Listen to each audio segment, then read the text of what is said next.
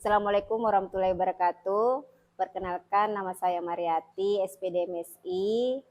Saya dari jurusan Agroindustri Politeknik Negeri Fakfak. Saat ini saya mengampu mata kuliah asistenali saya Kimia Pangan.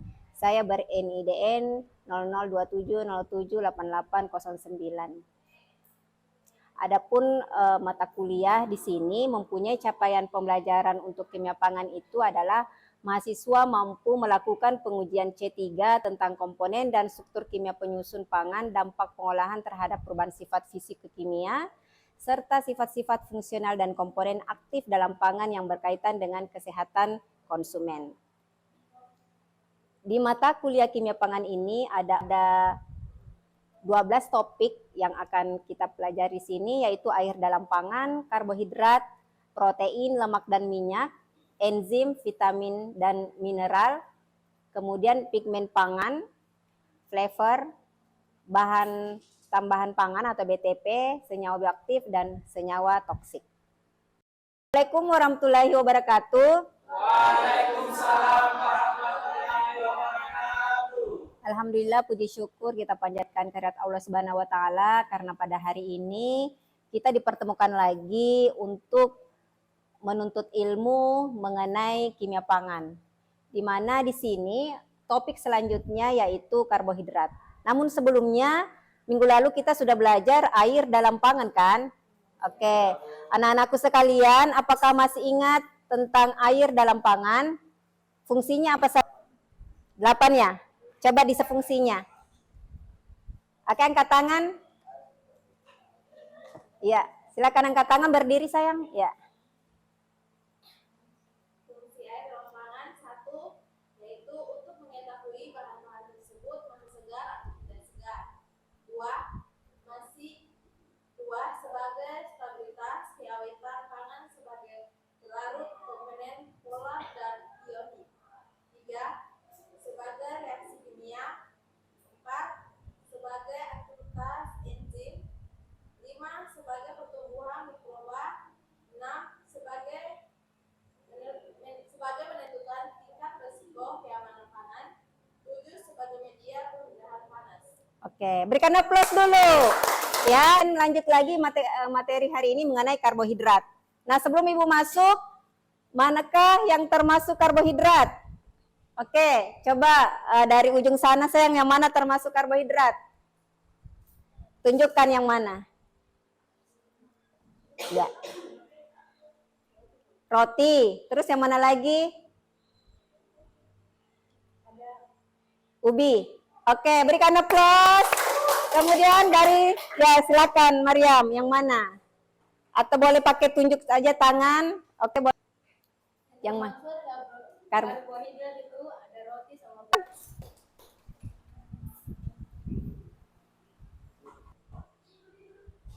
Ada apa saja yang termasuk roti sama beras ya? Ada pendapat lain? Oke, silakan. Bisa di situ saja saya yang berdiri. Yang mana disebutkan? Oke, berikan aplaus. Ada lagi tadi saya dengar. Tolong berdiri, di sana saja boleh. Berdiri saja ya. Beras, buah-buahan, umbi-umbian. Oke, berikan aplaus ya. Tidak ada. Oke. Nah, mengapa karbohidrat penting untuk dipelajari? Sebelum Ibu masuk ke sini ada yang ingin bertanya, kenapa sih karbohidrat penting dipelajari, atau ada yang ingin bertanya sebelum Ibu masuk? Karbohidrat itu contohnya seperti apa? Nasi. Oke.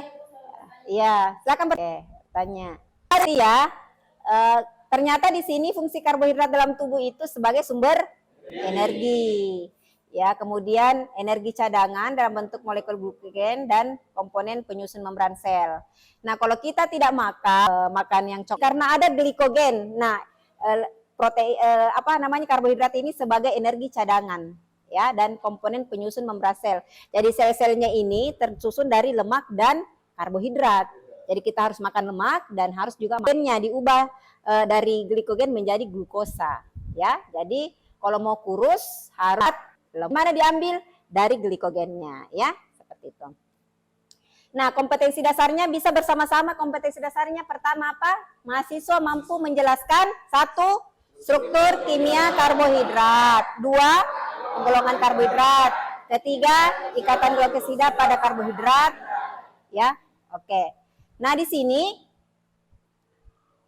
kelimpahan karbohidrat di dunia ini ya. Kenapa karbohidrat sangat penting? Karena semua senyawa-senyawa ketika dibakar, ketika menjadi abu, itu ketika dia menjadi abu berarti dia mengandung karbohidrat yang tinggi.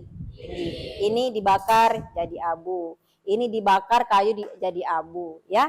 Karena misalnya ini artinya pohon ya, anggap ini pohon. Ketika dibakar dia 3/4 dari berat kering jadi arang. Ya, jadi karbohidrat itu penyusun terbesar dari pohon berkayu. Kemudian dalam tubuh manusia itu 5%. Makanya kalian juga dalam tubuh manusia itu sih pengertian karbohidrat. Oke, Kristina. Pengertian karbohidrat. Pengertian karbohidrat Adalah berasal dari H2O dengan rumus molekulnya CH2ON. Jadi karbohidrat adalah suatu polihidroksi aldehid dan keton. Jadi karbohidrat itu katanya gabungan antara poli artinya banyak ya. Hidroksi artinya OH, banyak OH dan aldehid dan keton. Oke, kita masuk ke oligosakarida, polisakarida. Mono artinya satu. Ya, mono. Ingat ya, satu gula. Nah, inilah yang sebanyak apapun kita makan harus dipecah dari sini. Mono. Misalnya makan nasi itu dia karbohidrat kompleks. Ujung-ujungnya harus apa? Harus jadi ini. Kalau tidak ini tidak bisa diserap dalam tubuh. Ya, seperti itu. Kemudian ya, polisakarida itu ratusan atau ribuan satuan monosakarida yang dihubungkan dengan ikatan glikosidik. Glikosidik ya. Misalnya fukron glukosa ini dan glukosa ini ikatannya apa? Ikatan glikosidik ya. Oke. Nah, tadi di sini monosakarida ada 2 ya gugusnya, aldosa dan ketosa.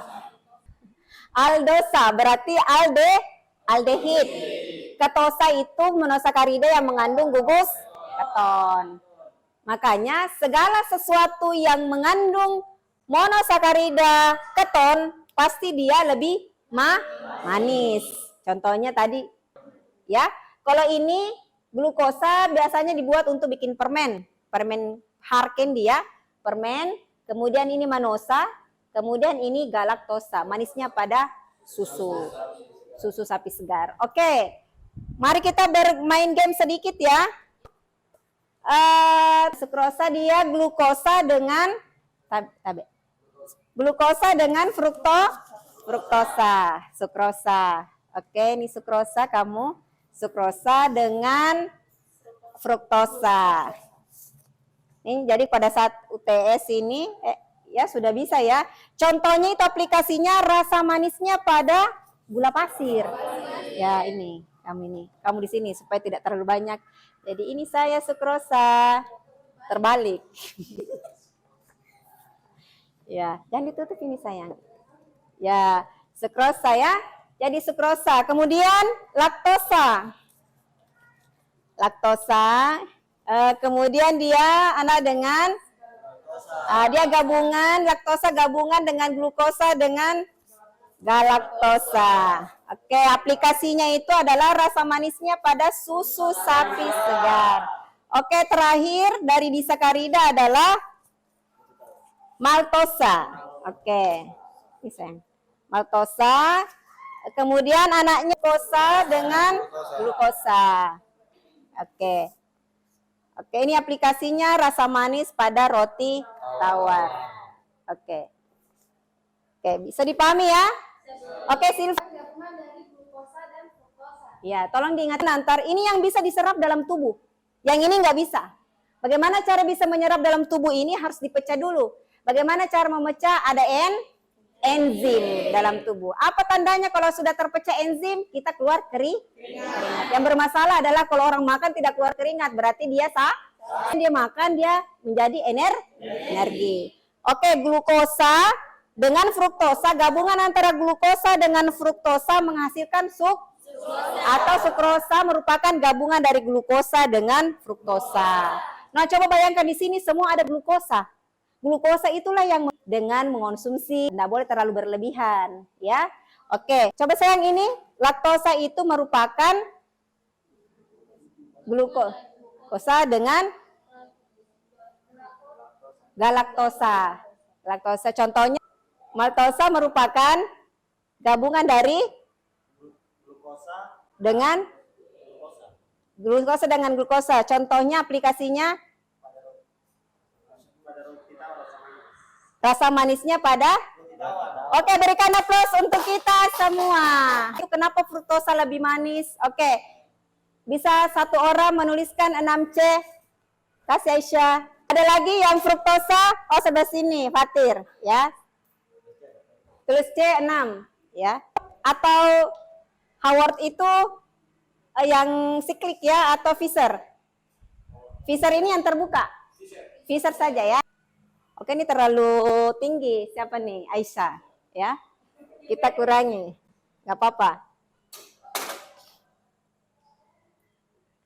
Kita tulis semua C1 ya. 1, 2, 3, 4, 5, 6.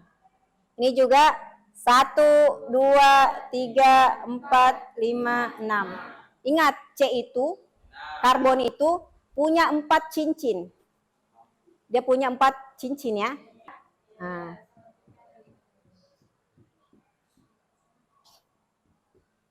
Oke, dia punya 4.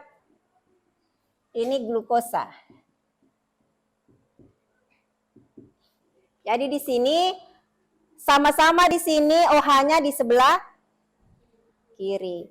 Jangan H di sini, tapi O yang di sini, H di sini ya. Salah penulisan kimianya. Tidak boleh H di sini, O di sini. Tidak boleh ya. Harus O yang ketemu dengan cincin. Ya. Ini di sini juga O yang ketemu cincin. Nah, kalau di sini 3, di sini sudah ada OH di sini, maka temannya di sini semua H. Jadi kalian tidak usah menghafal. Ya. H. H. Nah, di sini kalau dia H di sini pasti temannya di sini OH. Sorry, sini H. Sini OH, di sini OH. Tolong Yokbet isi di sebelah sini. 1 sampai 5. Usah lihat buku. Jadi semua di sini H. Iya, tidak. Ya, semua di sini H. Ya. Salah sayang. Ya. Kalau di sini OH berarti di sini OH. Ya, nanti terakhir, nanti Ibu yang terakhir ya. Oke. Oke ya, kita di glukosa dulu. Jadi glukosa dia gugus aldehid. Kalau gugus aldehid itu rumusnya RCOH. R-nya yang mana? R-nya yang ini. Ini R-nya. Ini C-nya, ini O-nya, ini A. Ini namanya aldehid. Ini enggak manis. Ya, aldehid enggak manis. Fruktosa. Fruktosa itu dia C-nya di nomor 2 yang rangkap 2 O, ya. Kemudian di sini kan CH, disingkat menjadi CH2OH, ya. Disingkat menjadi CH2OH. Di bawahnya juga disingkat saja menjadi CH2OH supaya tidak bercabang-cabang banyak, ya. Penulisan kimia seperti itu. Jadi seperti itu. Inilah yang menyebabkan dia manis. Ada yang manis, ada yang tidak. Ya. Jadi ini H saja. Kalau semakin banyak, semakin manis. Tuh. Itulah glukosa. Nah, bagaimana dia sikliknya? Sikliknya gampang. OH. Ya, 3 OH, H. Keempat H, OH. Terus C nomor 1 di sini udah ada O-nya di sini, berarti di sini apa? H. Yang ini ya, yang ini H.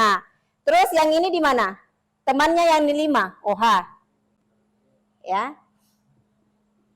Kemudian C6 itu CH2OH. Jadi begitu. Ini namanya Fischer, ini namanya siklik. Ya, ini cara ini bahwa intinya adalah bahwa satu saja struktur yang berbeda, maka Tuhan mempunyai kekuasaan untuk merubahnya menjadi manis. Ya, ini coba lihat strukturnya satu saja berubah. Sama-sama C6-nya, sama-sama OH-nya sebelah sini, sama-sama. Tapi ternyata khasiatnya itu ketika Tuhan menciptakan ini luar biasa. Ada yang manis, ada yang tidak manis. Coba kalau manis semua, apa yang terjadi? Kita diabetes, masih umur kecil kita sudah diabetes. Ya, paham tidak? Kalau manis semua, apa rasanya kalau tidak manis semua? Kalau tidak manis semua, hidup ini hambar. Ya, makanya Tuhan menciptakan suatu kestabilan. Ya, ya, oke seperti itu. Oke, kita masuk ke ikatan ya. Nah, di sini tadi seperti sukrosa, gula pasir. Jadi ketika glukosa, ini sudah Fischer ya. Fischer atau siklik ini? Siklik. Ketika glukosa bertemu dengan fruktosa, ada namanya ikatan di sini. Ya, namanya ikatan glikosida. Namanya tidak usah dihafal ya, namanya ini alfa D glukopiranosil 1,2 beta D fruktofuranosida.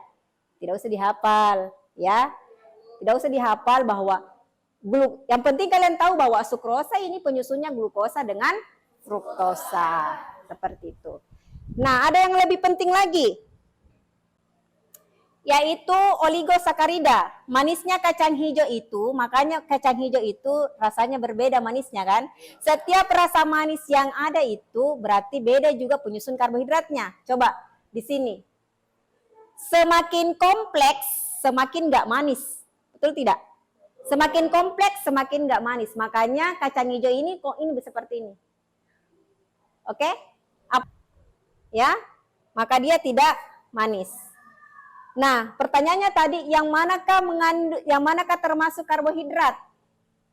Ini polisakarida ya, materi terakhir yaitu polisakarida, terdiri dari gabungan dari ribuan atau satuan monosakarida yang dihubungkan dengan ikatan glikosidik.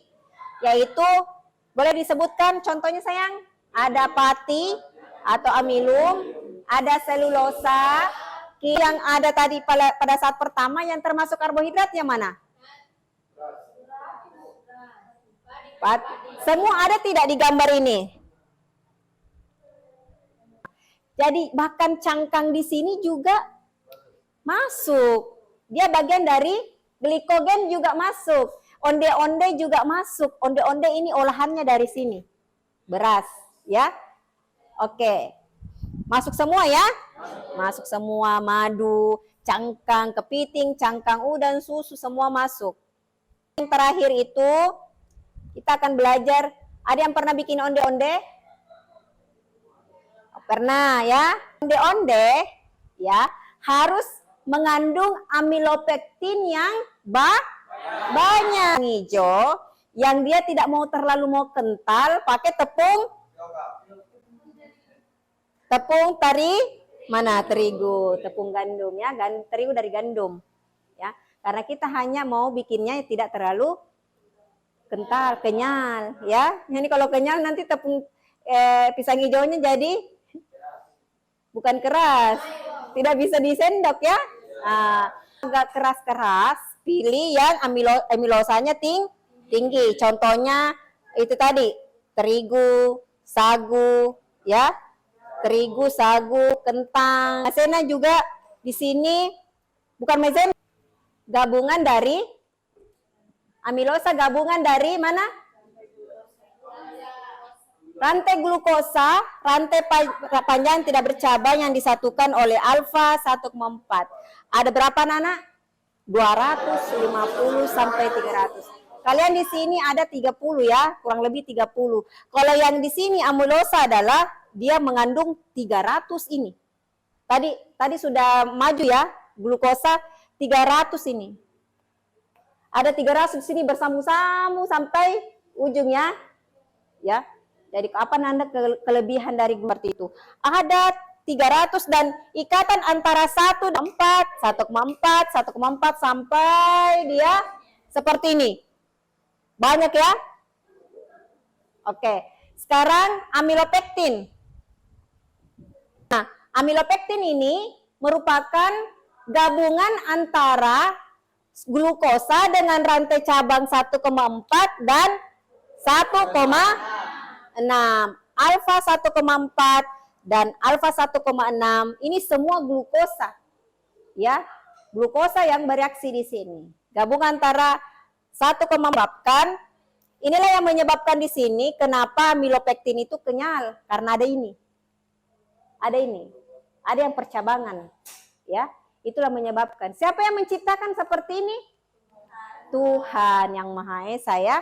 Coba bayangkan sesuatu tapi harusnya maunya keras jadi lembut jadi keras. Maka Tuhan menciptakan ada yang keras dan ada yang lembut. Begitupun juga dengan manusia. Ada tuh kan. Oke, ada pertanyaan sayang? Tugasnya sebelum ini ada yang bertanya dulu. Silakan bertanya. Terserah apa yang kamu pertanyaan, ini amilopektinnya 83%. Artinya semakin banyak amilopektin, semakin kenyal. Jadi jika kalian ingin membuat produk seperti onde-onde, kamu harus membuat beras ketan. Jangan beras biasa ya yang keras ya, beras perah atau kandungan ininya rendah seperti berapa ini? Sagu ya. Jangan bikin dari sagu ataupun dari gandum atau terigu. Lagi, ya. Kalian pakai apa? Tepung terigu. Kalau misalnya tepung terigu dicampur dengan beras biasa, tepung beras biasa. Jangan buat dengan menggunakan tepung tapioka, tepung kanji ataupun tepung beras ketan karena nanti itu tidak krenyes, tapi kenyal. Jadi kalau ingin membuat adonan agak keras, maka pakai tepung beras atau tepung terigu. Yang aman itu adalah tepung terigu karena dia agak tengah-tengah untuk kandungan yang dibutuhkan untuk amilosanya. Membuat keras, tidak terlalu keras dan tidak terlalu kenyal. Oke, sebelum Ibu akhiri pertemuan kali ini mengenai karbohidrat, ya, tadi sudah ada yang bertanya, sekarang ada yang menyimpulkan. Oke? Iya, boleh berdiri sayang supaya teman-temannya dengar. Oligosakarida dan polisakarida. Oke, mau di mana? Ya. Terdiri dari sukrosa, Ya. laktosa, dan maltosa. Ya. Sukrosa merupakan gabungan dari glukosa dan fruktosa. Contoh manisnya pada gula pasir. Oke. Selanjutnya laktosa merupakan gabungan dari glukosa dan laktosa. Contoh manisnya pada susu sapi segar. Dan maltosa merupakan gabungan dari glukosa dan glukosa. Contoh manisnya pada roti. Oke, berikan aplaus dulu. Oke. Ada lagi menyimpulkan sebelah sini? Oke, Yan, silakan berdiri, Yan. Sebelum perkenalkan usaha yang dibahas, saya akan memberi contoh polisakarida. Ada 4 bagian, yaitu pati atau amelium, selulosa, titin, glikogen. Oke, terima kasih. Berikan aplaus lagi. Ya, sebelum Ibu tutup, ada tugas individu ya. Silakan, ada 2 pertanyaan ya. Gambarkan struktur kimia glukosa, fruktosa, laktosa, maltosa, amilosa, dan amilopektin. Silakan dicatat ya. Kemudian kenapa terigu dimakan tepung dan sedangkan beras dinamakan pati. Oke, sudah ya, sudah dicatat ya. Oke, nanti Ibu kirimkan filenya juga. Oke. Jadi semoga ilmunya bermanfaat. Buah ceri, daun sirih. Saya sendiri terima kasih. Assalamualaikum warahmatullahi wabarakatuh.